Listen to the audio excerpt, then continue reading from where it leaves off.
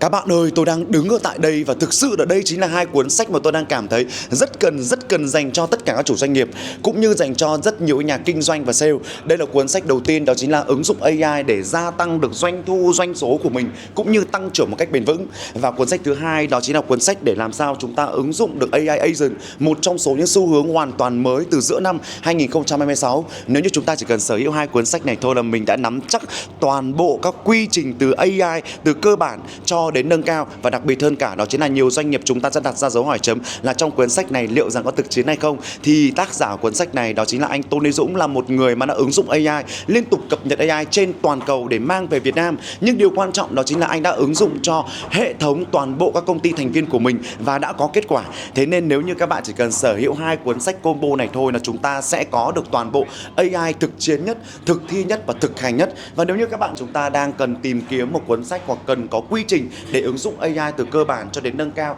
từ những người không biết gì hoặc từ doanh nghiệp một thành viên hoặc doanh nghiệp SME, chúng ta đều có thể ứng dụng được. Các bạn hãy liên hệ ngay lập tức để có thể sở hữu combo cuốn sách này các bạn nhá.